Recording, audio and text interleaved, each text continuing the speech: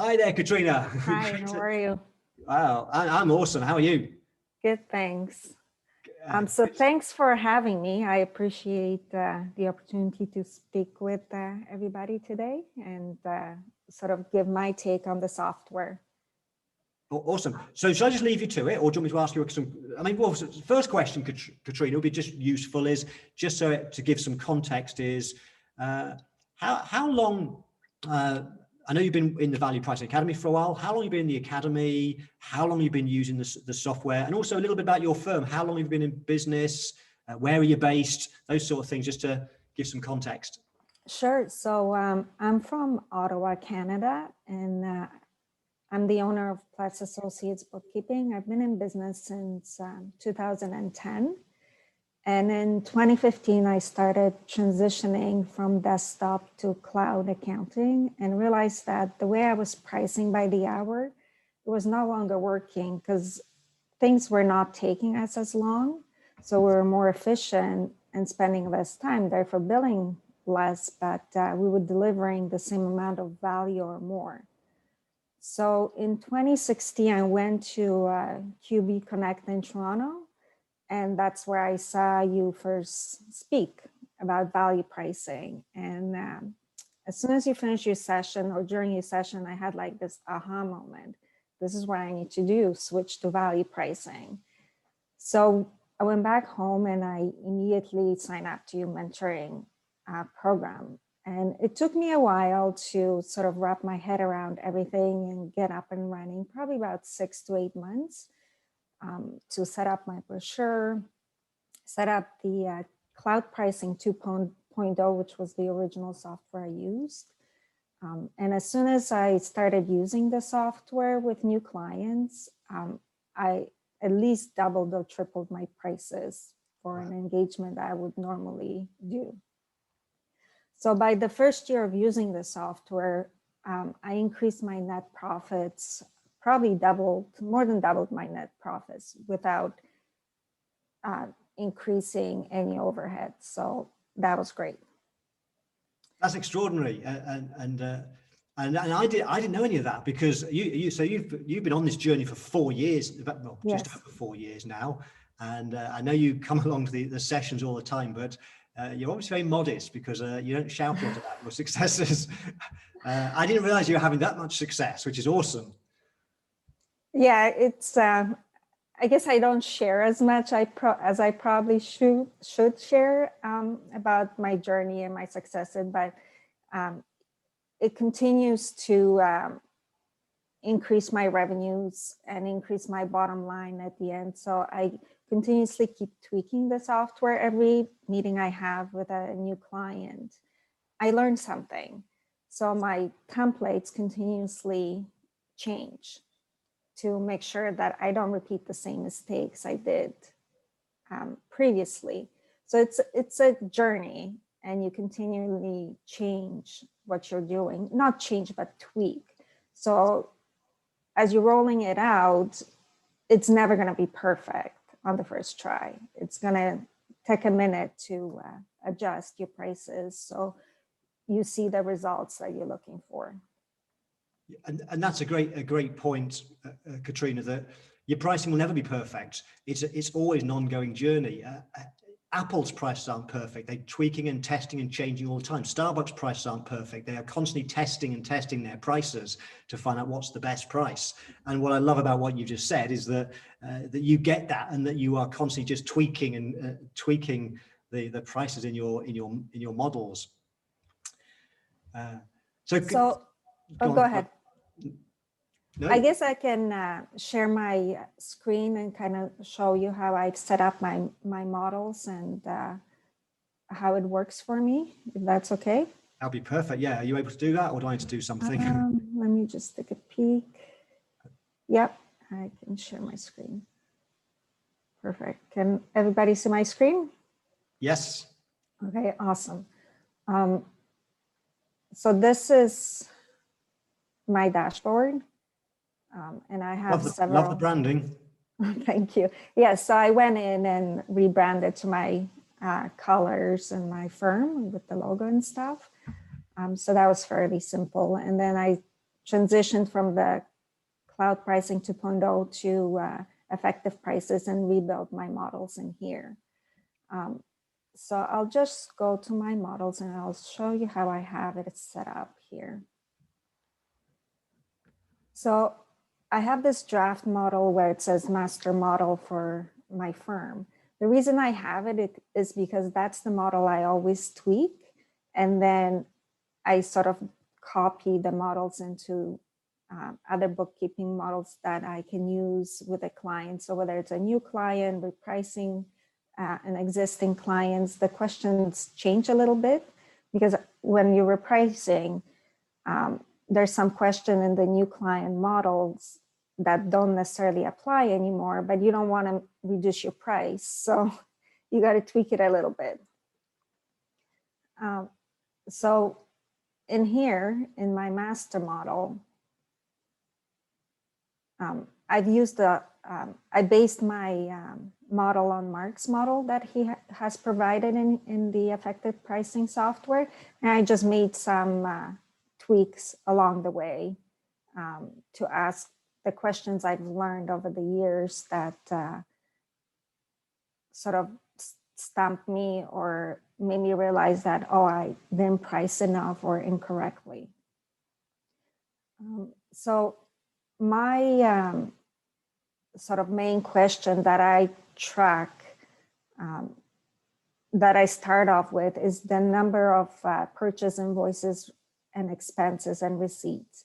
So you can do it through number of transactions or your sales. The reason I chose purchase invoices, receipts, and expenses is because I don't want to charge clients for deposits. I use QuickBooks Online, so deposits we automate that they self-post. So I don't feel it would be fair to charge for it. And let's say in a retail situation, a client may have tons of deposits because they may have 3 or 4 deposits a day. So that would increase the volume of transactions. So that's why I decided to have this as the questions.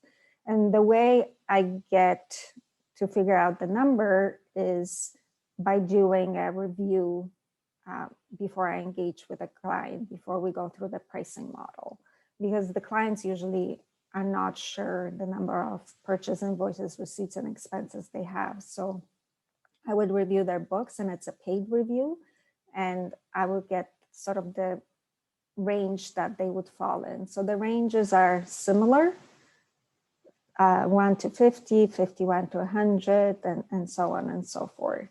And that's sort of my starting point for the questions. And then I have many other questions in here. You see my lists are long, just because this is my master model. I just work off of that. And then in my other models that I have is the cloud setup and cleanup work and catch-up work. Yesterday at the session, I was listening, and sort of people were asking what the difference between cleanup work and catch-up work is. And for me, cleanup work is reviewing the work that's been done in a software. So this cleanup work is more intense. You have to have more knowledge, and you're kind of doing the work twice because you're looking for what's good, what's wrong, and then fixing it. Whereas catch-up work is just the client hasn't done their books for months, years, and we're catching them up. And my catch-up model has similar questions to my bookkeeping model, but the prices are probably a little bit more than if they engaged in a bookkeeping engagement from the beginning. And the reason I do that, because I don't want clients to not engage me on a monthly basis and then just wait and come back for another catch up because it's cheaper. So as you can see, the questions are very similar as in my bookkeeping model. So that's for my catch-up model. And for the cleanup model, I basically used the questions that Mark has in his cleanup master template. I guess I've been rambling on for a minute. Is there any questions? So I'm just having a quick look. So I'll ask you this question. It might be a question for me, it might be for you. Angela said, how did you determine the pricing in the models? I am brand new to this business. Are those prices a good place to start? So, I provide some models which have got some suggested pricing in. So what did you do, Katryna, with the suggested models and the pricing? To what extent what testing and so on did you do to get the pricing right? So I did analyze my, when I first started, I analyzed what I was charging and how much I was making per client. And then I sort of made a decision, okay, how much do I want to make? And went from there, and what the value is going to be for the amount of work I want to do. So then I was just testing over probably a couple of years. I continuously kept increasing my base prices to come to a place where I'm okay now, but even now I'm looking like for 2021 to increase them again. So you kind of start with, I started with Mark's prices, increased them a little bit. And then over the years, I just started increasing them to what I thought was a fair return on our efforts. Great answer. And that's what I recommend, that take the models I've created as a starting point, but before you sit down with a client, do some testing and just put through a few of your existing clients into the model to see what comes out, compare that to what the prices were before. And if they come out about 20% higher, then you're good to go. If they're coming out less, which is unlikely, or 5 times the price, you can then just go to the back end and tweak and change a few things. Okay, let's move on to another one. Katryna, so Chris Marshall, who's from the UK, Chris says, who's also in the Value Pricing Academy, do you use bands of transactions times 50 for sole traders, partnerships, and limited companies? I'm assuming that's bands of transactions for the number of purchase invoices, etc. Yes, so I have like 1 to 50, 50 to 100, and so on and so forth. And they will fall anywhere in between. And I always tell them that whenever the range changes, we're going to review it with new clients probably on a monthly basis, and with existing clients at least quarterly, to account for any growth or any shrinkage that it may have. So it's fair on both sides. Okay, great. And that's the way that I've set it up, the models for things like bookkeeping. It's with various bands, and one of the reasons for that is because you could, if you want to, because you can build the questions how you want. You could ask the question how many transactions per month and put in the exact amount. But that means, of course, that every time they add one more transaction, the price would in theory change. So having bands or ranges does make a bit more sense. Okay, a question from Suzanne for you, Katryna, is before you have the actual pricing meeting, what is your conversation to decide to set up the pricing meeting? So I use what Mark teaches, is about having the initial conversation about discovering the value and what their needs are before we even start the pricing journey. So I usually have a pre-qualifier form that they have a few questions that they answer to see if they fit that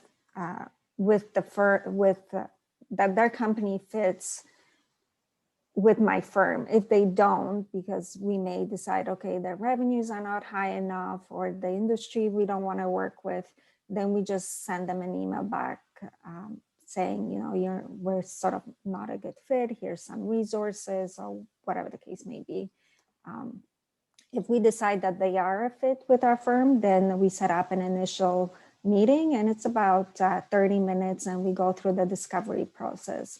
And then once I decide, okay, they are a fit, then we'll go to the pricing model, and we would price them at the time. So it's a process. We don't just jump into the pricing, because I think it'd be a waste of everybody's time. Okay, great answer. I think there's two more for you. This one I don't really understand, but you probably will, being a bookkeeper. Deborah says, what is the difference between the bookkeeping cow, that's an animal to me, but it says COW in capitals, and bookkeeping different ones? I'm guessing you had lots of different bookkeeping models, I'm guessing. Let me just take a peek. Because I think she's referring to your models, the ROW, which is rest of the world, I think, is what you mean in your models. Oh, well, it could well be then. It is, she has said before, Katryna, if you meant, if that rather than cow, if that was ROW, rest of world, that's simply because when I create the models, sometimes I put models that are specifically for the UK, and I'll say -UK, or specifically for the US -US. And if it says -ROW, it's because I've written it and it applies pretty much universally.